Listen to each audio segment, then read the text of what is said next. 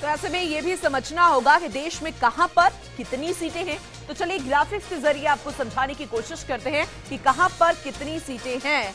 और आंध्र प्रदेश की बात करें तो फिलहाल 25 सीटें हैं और इस बार 25 सीटों पर कौन भारी पड़ने वाला है ये देखना दिलचस्प होगा। अरुणाचल प्रदेश की बात करें तो महज 2 सीटें यहां पर है, 2 सीटों पर चुनाव यहां पर लड़ा जाएगा। असम में 14 सीटें हैं और 14 सीटों पर इस बार 2014 के मुकाबले कौन कितना भारी होगा ये देखना भी दिलचस्प। बिहार की बात करें तो पिछली बार बीजेपी हावी थी और इस बार कौन हावी होगा 40 सीटों में ये देखना होगा। छत्तीसगढ़ की बात करें तो 11 सीटें छत्तीसगढ़ में। इसके अलावा गोवा की बात की जाए तो 2 सीटें हैं और 2 सीटों पर चुनाव होगा।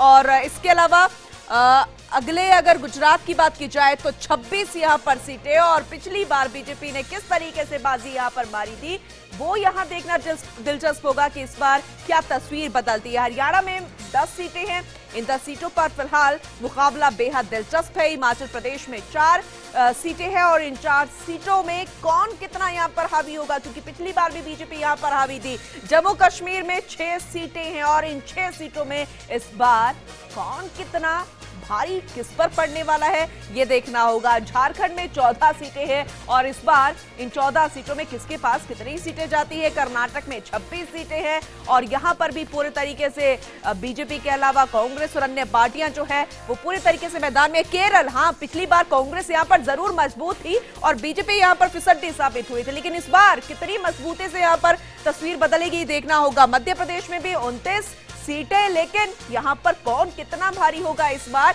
क्योंकि यहां पर अब कांग्रेस की सरकार है इसलिए कहना जल्दबाजी होगी। महाराष्ट्र की बात कर रहे हैं, मणिपुर की बात कर रहे हैं, मणिपुर में 2 सीटें हैं और इन 2 सीटों पर किसका परचम लहराने वाला है। मेघालय में भी 2 सीटें हैं, यहां पर भी किसका परचम लहराने वाला है, कौन कितना हावी होगा ये देखना दिलचस्प होने वाला है। मिजोरम की बात करें तो महज 1 सीट है और 1 सीट के जरिए कौन बाजी मारेगा ये भी देखना होगा। नागालैंड में भी 1 सीट और 1 सीट से कौन बाजी यहां पर मार लेगा ये तस्वीर भी बहुत कुछ बयां करती हुई नजर आएगी। ओडिशा की बात करें तो 21 सीटें हैं और यहां पर बीजेपी के अलावा कांग्रेस के अलावा तमाम जो अन्य पार्टियां हैं वो यहां पर पूरे तरीके से पुरजोर तरीके से लगी हुई है। पंजाब की बात करें 13 सीटें हैं, गठबंधन की यहां पर सरकार है, कौन किसका गठबंधन यहां पर हावी होगा ये देखना दिलचस्प होगा। राजस्थान में 25 सीटें, पिछली बार बीजेपी ने इतिहास यहां पर रचा था, उपचुनावों के बाद जरूर थोड़ा सा आंकड़ा बदल गया था लेकिन इस बार कौन इतिहास रचेगा।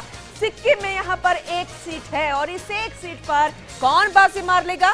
तमिलनाडु में 39 सीटें हैं, 39 सीटों पर किसका परचम लहराएगा या फिर किसके कितने खाते में जाएगी ये देखना दिलचस्प होगा। तेलंगाना की बात करें, तेलंगाना में 15 सीटें हैं और यहां पर कौन बाजी मारेगा। त्रिपुरा में महज 2 सीटें हैं, इन 2 सीटों पर कौन किस पर हावी होने वाला है ये देखना दिलचस्प होगा। उत्तर प्रदेश की बात कर रहे हैं क्योंकि इस बार यहां का मुकाबला बेहद दिलचस्प है। गठबंधन की यहां पर सरकार बन गई है, 80 सीटें हैं और उत्तराखंड में 5 सीटें हैं।